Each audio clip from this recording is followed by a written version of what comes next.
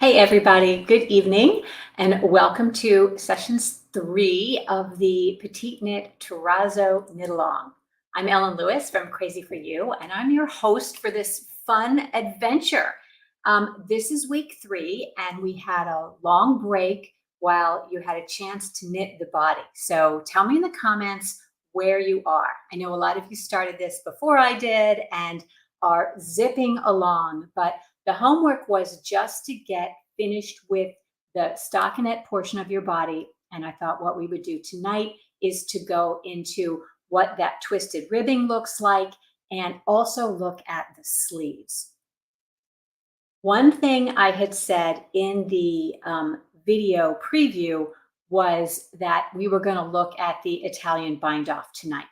But I think what I would rather do is look at the sleeve, and then I'm going to make a recommendation, and that is that you wait to do the bind off of your body until you have practiced that bind off on your sleeve, because it isn't the stretchiest bind off in the world. It is very attractive. It doesn't look like a bind off at all, but some knitters might find that they need a little more stretch in the bind off at the bottom of their sweater.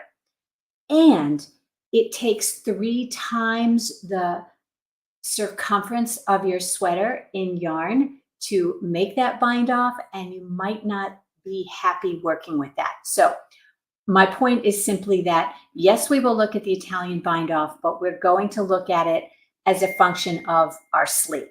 Okay, so hey everybody, hey Whitney, hey Susie, hey Sandy and Liz, my goodness, hey Mary, nice to see you. Okay, let's see. Restarted entirely. Oh my goodness, 4 inches from fitting the body. Okay, all right, no worries. Again, this is all, it's live today, but it's all recorded, so it'll all be there when you are ready. And there are my dogs being heard from. Hi, Julie. Nice to see you guys. So is everybody doing well tonight? Let's see. Oh, Mary got her body done. Excellent, excellent, excellent. So I will tell you that I was on vacation last week and I was getting ready and just sort of finishing up a lot of things. And I started with the ribbing for the body. And then I was on, not Flock Talk, it was Magic Table, I guess, last night, Sunday night, yes. And I was asking one of the gals, can you tell me what the next round is? Because I have my pattern here. And I realized that it's not a mistake in the pattern, but it's a place where it's easy to get messed up. And I just want to I want to make sure that you guys see this. And it is on the body, it says change to 4.5 millimeter needles. This is page 6. It says change to 4.5 millimeter needles. Now, that is something that my pattern says, but another knitter who got her pattern earlier, it did not indicate to her to change needle size going into the ribbing. I think it is essential to go down at least 1 needle size for your ribbing, if not 2. And a lot of it really kind of depends on how loosely you knit. And if you tend to be a looser knitter, that smaller needle is really important, because loose knitting is even more loose in ribbing as you're moving the yarn back and forth between knit and purl. So if your pattern doesn't tell you to go down a needle size, definitely do it for the ribbing. And if you tend to be a looser knitter, or you just want your ribbing to be a little bit crisper and closer in terms of the size of those ribbing stitches to your stockinette stitches, you can go down 2 needle sizes, which I am doing. Again, I want to remind you that when we go down a needle size for ribbing, it's not because we want the ribbing to pull in more. It's because we want the stitches to be the same size, or to appear approximately the same size as our stockinette stitches. And if you look at any any stockinette and then ribbing, you will see that if you work your ribbing on the same size needle, those ribbing stitches will just look larger because there's more room for them to expand as the little bit of yarn extra slack between the knit and the purl stitches. Even though we're doing a twisted rib, it's just the way it is. It's just the nature of the beast. So let's see, any questions? Liz is almost finished with her ribbing for the body. Okay, excellent. And I hope you went down a needle size. Tell me in the chat. Okay, Eveline is almost finished with her bind off. And Terry is here. Yay, yay, Terry. So happy to see you guys. Okay, so let's just look real quick at that, that twisted rib. I'm going to share this here. Okay, so the twisted rib is super easy. I have a couple rounds of it done here, and you're simply going to be working into the back of the knit stitches, right? Putting your needle into the back of the knit stitch and knitting it, and then making a purl stitch. Now, the reason I point this out, not that it is hard or confusing or anything, it's simply because in the pattern, there is something that I got confused about where it gives you work 2 rounds as follows. So it says change to 4.5 millimeter needles and work 9 centimeters, 3.5 inches of half twisted rib, knit 1 through the back loop, purl 1. Now, you can see in the pattern, the discussion about that twisted rib is here. And then right below it is a discussion about the 2 rounds of that are the setup rounds for your Italian bind off. Don't be like me and go in there and do 2 rounds of that setup as if they were your ribbing. They aren't. And if I had read it more carefully, if I had really, anyway, it's just an easy place to make a mistake. I know a number of other knitters also made that mistake, just not thinking because, we're thinking, oh, well, I'm just going to follow the pattern. So don't make that mistake. It's simply a twisted rib. It is nothing more than knitting into the back of the knit stitches and then working your purl stitches as normal. Okay, so are there any questions or comments about that ribbing, dropping a needle or size or 2, or working the twisted rib? Let me know in the chat if there is. Let's see. Oops, my pattern did not say that. Which did it not say? To go down a needle size, or yeah, tell me which your pattern didn't say. I do think that there have been some changes to this pattern over the past however long since it's been published. It's not a new pattern, and there have been some changes, and I'm not sure why they haven't sort of rippled through Ravelry. When you buy the pattern, you should get updates to the pattern, and I'm not sure why that's not happening. But it's worth looking. If you bought the pattern a good bit ago, it's worth looking on Ravelry to see the errata or any kinds of changes or updates to the pattern. Okay, Sandy, I did that and had to take it all out. Yes, I think several of us did. It's an easy mistake. And honestly, the more accomplished you are as a knitter, the more likely you are to make that kind of mistake, because you give it a more cursory read and you think you kind of know what's going on. I was thinking, okay, I know what twisted rib is. I'm just going to do that. And then I'm looking at the pattern again, because I want to make sure that I'm not just giving it a cursory read and I see, oh, she's doing this differently. So it was my misinterpretation. Don't make that same mistake. So the other thing I wanted to talk about tonight is the picking up of those sleeve stitches, okay? So I have this on needles and I want to show you. Basically, the pattern asks you to pick up 8 stitches in the stitches that you cast on when you were separating for the sleeves. So let's have a quick look at that whole setup.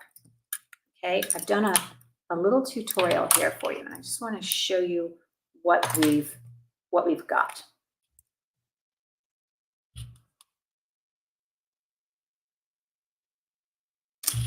Okay, Whoop.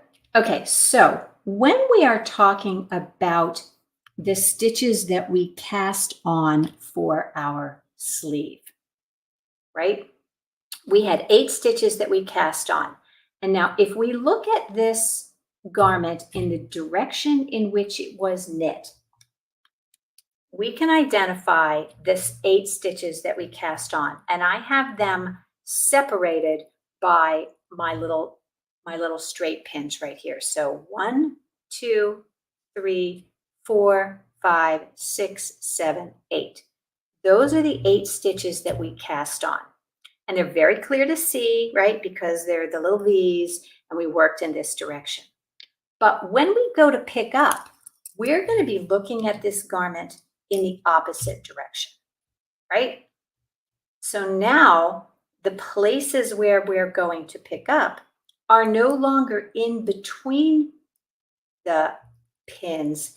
They are the pins, okay? We're not actually picking up stitches. We're picking up what appear to be stitches. We're going to pick up here and here and here and here. So let me get my needle out and go to pick those up. Now we're going to need to add a new ball of yarn, right? So I've got a whole new set of yarns right here. And if we were to do this exactly as the pattern says, they would have us come over here and pick up our first stitch right in here.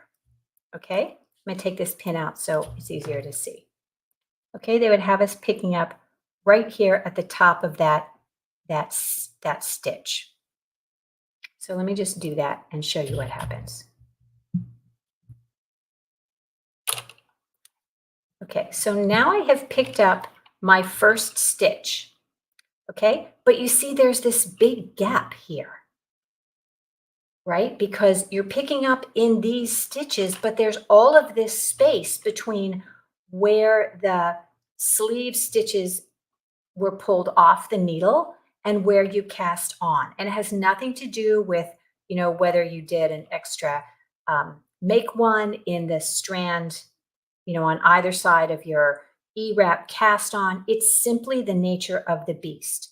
So what I recommend here is that rather than making your first pickup all the way over there, we're just going to pick up all the stitches that we need in order to close that gap. So let's pick up a stitch. Here's a stitch. Let's pick up right in the center of this stitch. Okay, I'm going to pick up right there. Do you see that at the top of this stitch? Let's pick up there. Then let's pick up right in here. Okay, so now we have 2 extra stitches that we picked up. Okay, we are going to need to get rid of those stitches on our next round. So what I would suggest is that you go ahead and take a stitch marker. So this is the first stitch of the sleeve stitches that we set aside. This is the first extra stitch that we picked up, and this is the second extra stitch that we picked up. Let's go ahead and put a locking stitch marker and join those 2 stitches. So we're going to work these 2 stitches together. We're going to work this first extra stitch together with the last of this sleeve stitches when we come around. And then this next place that we're going to pick up is going to be right here. So that still to me looks kind of loose. I'm going to go ahead and pick up 1 row down so that I'm not picking up in this big hole here. So if I were to pick up there in that big hole, it would leave kind of a big hole. So I'm going to go down 1 more and pick up there, just to make it a little tidier. Now we need to knit this extra stitch that we picked up with the first appropriate stitch, you know, the first official stitch. So I'm going to go ahead and put another locking stitch marker, just so that when I come around next time, I'll know which 2 stitches I'm supposed to knit together.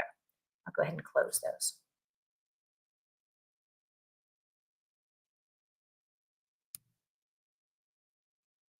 The bottom line is that if you are working in the round top down, there is going to be this gap, and your best bet is simply to pick up as many stitches as you need in order to close that gap.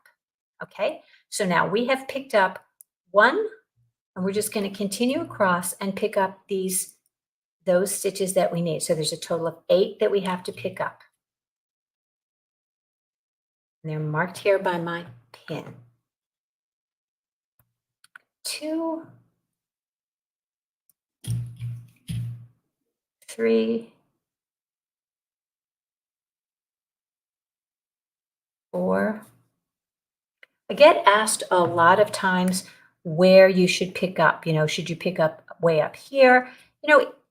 I like to pick up someplace where I'm not going to have a big gap.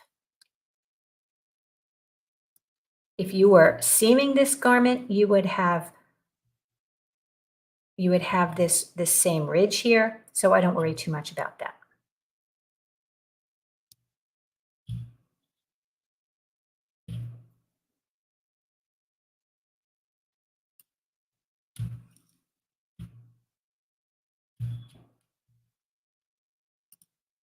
Okay.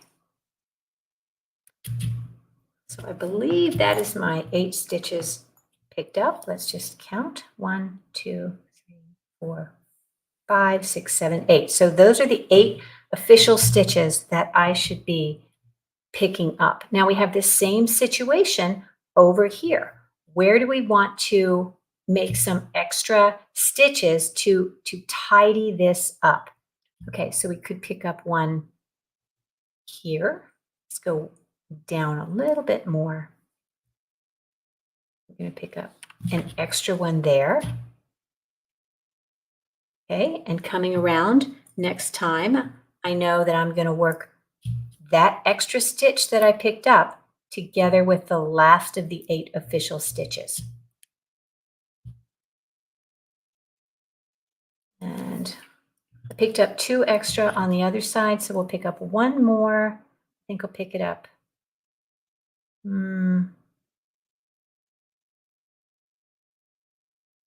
This is more art than science, really, so I think I might pick it up here, right here, because that sort of follows this increase line, and it's going to be less visible.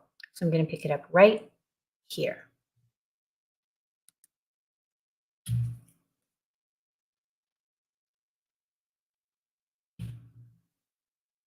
Okay, and now I know that I am going to need to knit that extra one that we picked up with the first stitch from our sleeve. So we'll work those together.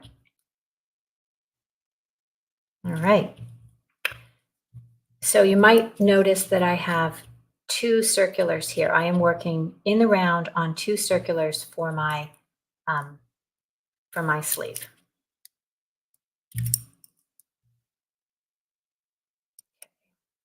All right.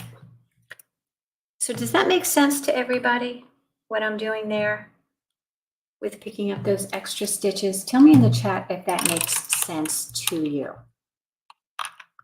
Because I think there's nothing more frustrating than having this beautiful garment finished and finding that you have a little hole under the arm. And I can tell you that it's just the nature of the beast when you are working top down in the round.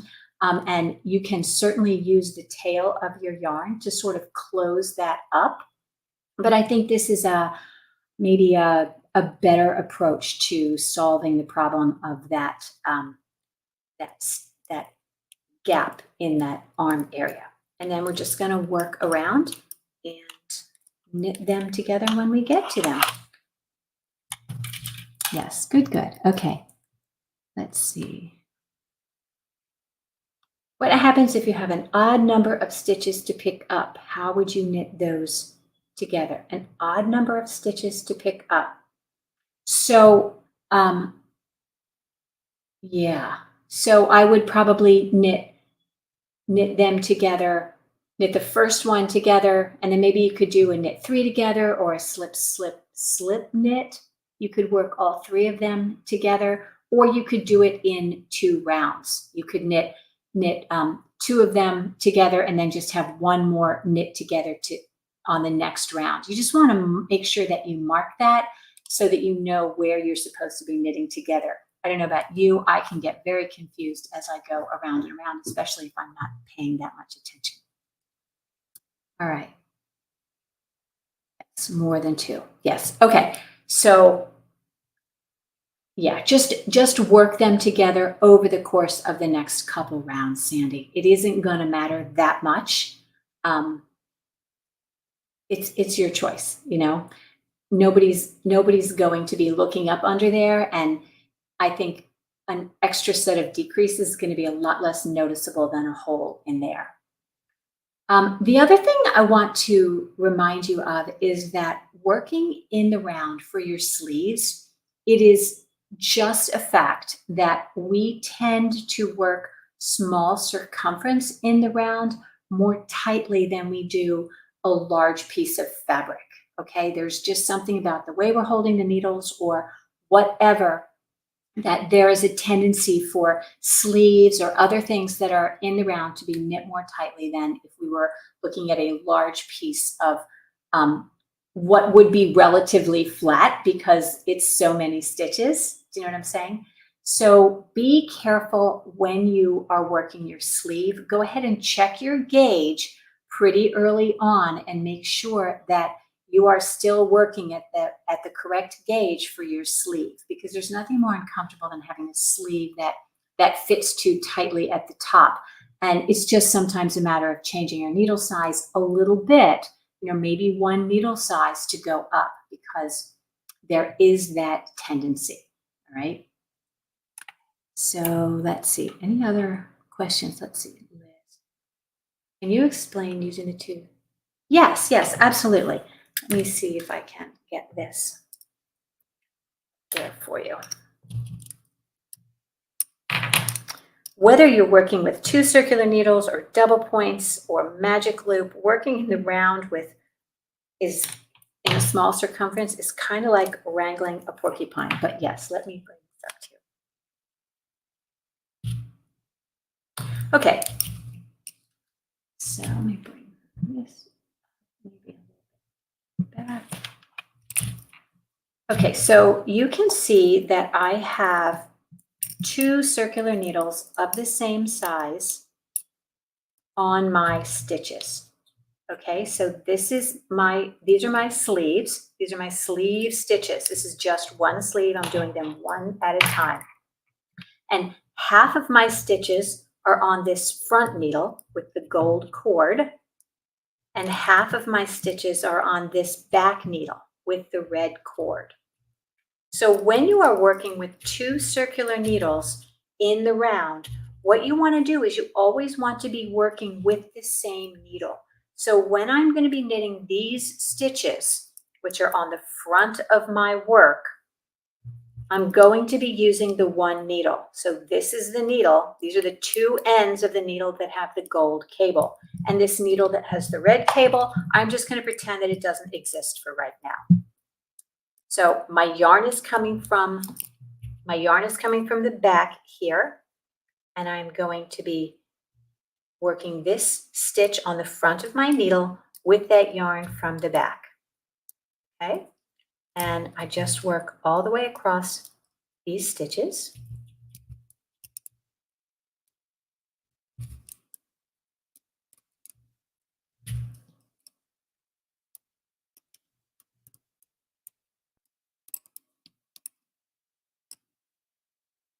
Pardon me for the slowish.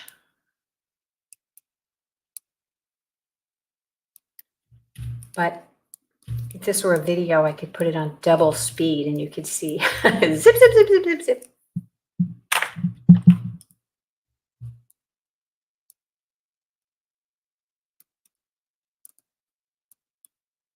right. So basically we are working across all of the stitches on the front side of our sleeve. And I like this way so much better than magic loop because you don't have to worry about having a long enough cable. There's no danger of the loop collapsing. Okay, so here we are at the end. I'm just going to knit the last of that. Now I am done with this needle with the gold cable. I'm going to pull it and I'm just going to pretend that it doesn't exist.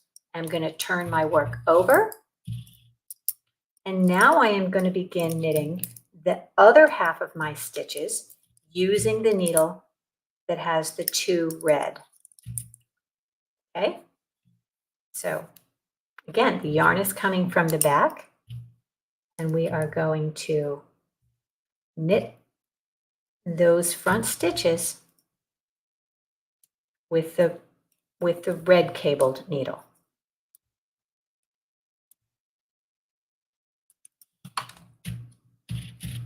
And this is an especially nice way to make sure that you don't have a ladder, because you see how you can pull that. You're not going to get a ladder because you can pull those stitches close up without worry. So I just think it makes a tidier join. Okay, Susie has a question. One needle, yes, exactly. One needle rests while the other needle works. I love that. Brilliant.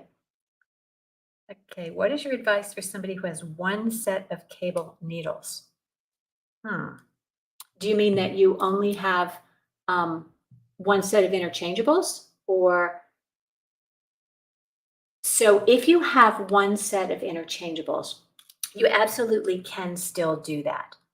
So if you have a set of interchangeables, what you want to do is you want to make sure that the needle in your right hand is the size that you need your stitches to be, that's the size that you're using to get the gauge. And the needle in your left hand can be a much, much smaller needle.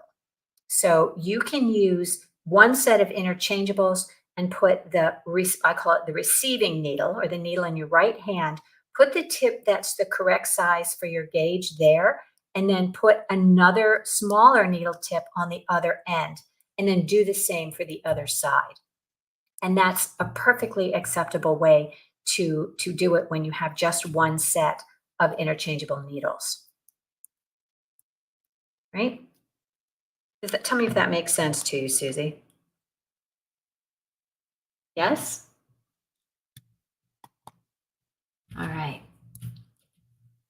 Okay, so I'm going to go ahead and work across to the places where I need to join those stitches, to knit the stitches together, and show you how I'm going to do that.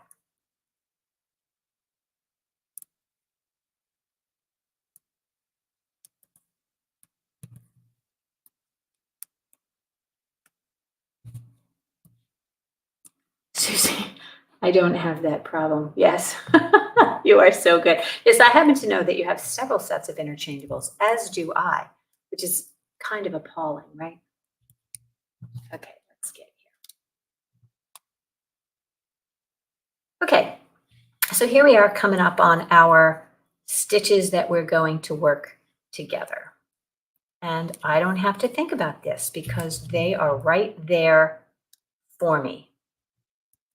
All right, so I am going to knit them together. I'm not going to slip, slip, knit. I'm just going to knit them together.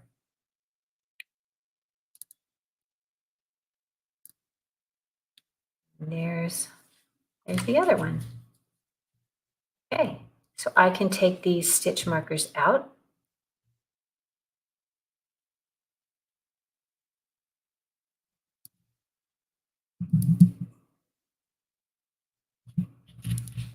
And you can see that now I do not have a hole anywhere near that sleeve, that underarm area. Right? It's nice and tidy there. So that's my recommendation for picking up those stitches in the underarm.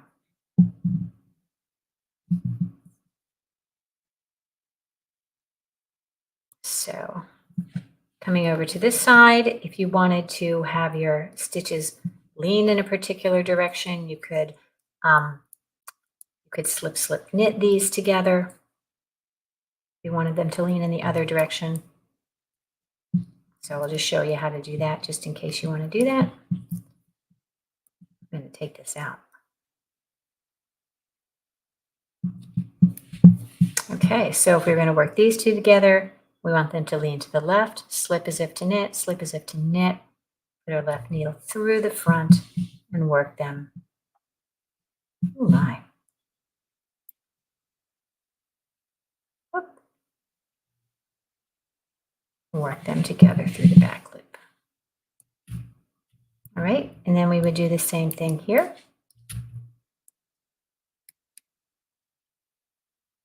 So Sandy, if you had extra stitches to pick up, you could then knit the ones together that you had marked and then mark the new ones that needed to be knitted together again if you were coming around and you had more than 2 stitches to pick up. So slip, slip, knit. All right. And now I am back to my gold needle. And the red one can have a nice resty rest, as Sue suggested. All right. So I hope that makes sense for everybody and that it is clear for you on how to pick up those sleeve stitches without a gap where the stitches that were on hold for the sleeve then come into the body. Okay, just pick up as many stitches as you need and pick up those extra stitches in a place where it's maybe a little bit tight. If you pick it up, if you look and there's like this nice juicy hole where you can pick up a stitch, remember that that stitch that you pick up in that nice juicy place is simply going to put more tension in that area, and it's going to make that hole where you picked up that stitch, it's going to make that larger. So you're better off to pick up in a place where it's a little bit tight and you're going to have to work that in, and that's going to smush down this space and you'll have a tidier effect overall. All right, good. Okay, all right. So for next time, which is going to be our last time, it would be helpful if you could work your sleeves all the way down, and we will do the Italian bind off, and then we will also pick up around the neck for our neckline, which I think sometimes people have a tough time with picking up stitches around the neck. And I thought I would really want to show you how to do that to make sure that that is nice and tidy, because that's what people see right up here around your face. And so you want that neckline pickup to look really, really good. So, all right, well, it's been fun to be with you. If you are new to the channel and you are not already subscribed, I would love it if you would subscribe. And if you enjoy this video, please give it a thumbs up and comment. That really helps the algorithm and it helps my channel. So I appreciate it very much. And we will see you next time. Good night.